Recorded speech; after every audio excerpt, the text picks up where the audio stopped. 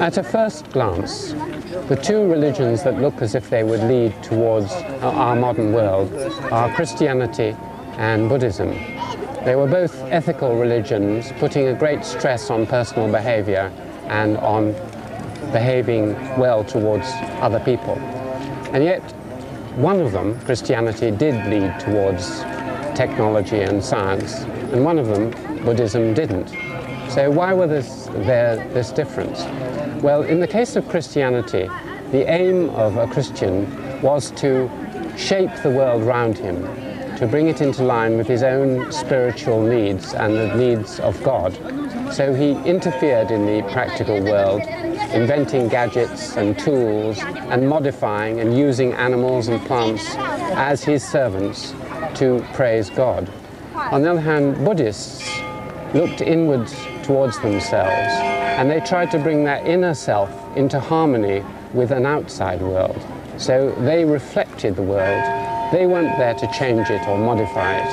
And so one became a practical tool for changing this material world and led into our modern world, whereas the religions of Asia, Japan, China, and Nepal and Tibet reflected and calmly observed this outside world.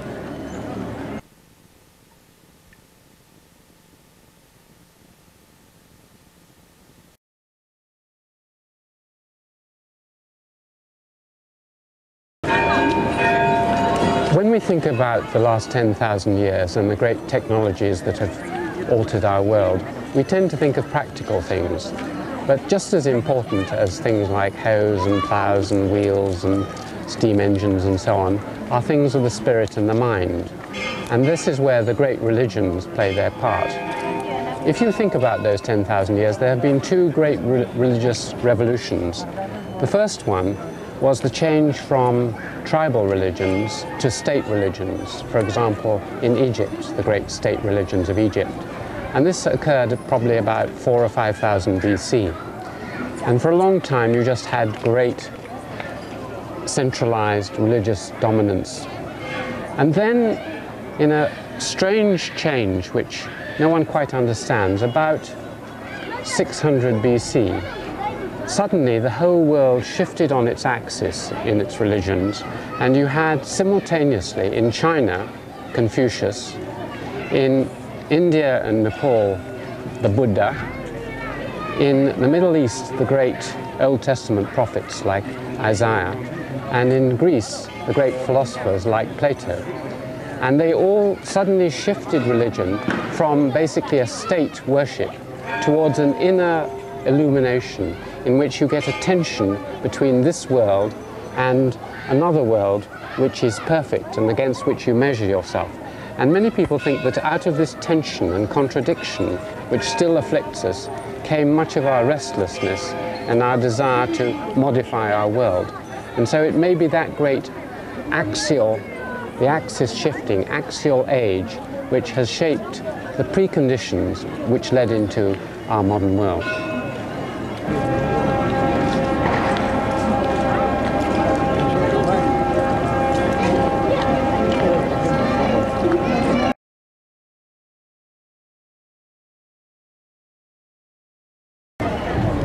One of the unexpected effects of writing was that it may have made it possible to invent God. Of course, in many tribal societies they had little gods and godlings, but they were the gods of each community and they differed from place to place. Now suddenly you had a medium, writing, which not only externalized truth, so the word was outside the individual and could be spread by priests, but it also led to a great deal of confidence that there really was a truth that lasted forever and ever. So it's just at the time of the invention of writings that the world religions start. Bring it back in again. That's a good, perfect position. Yep, I'm lining it. Okay, and take it out.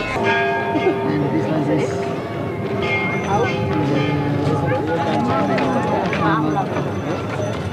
This is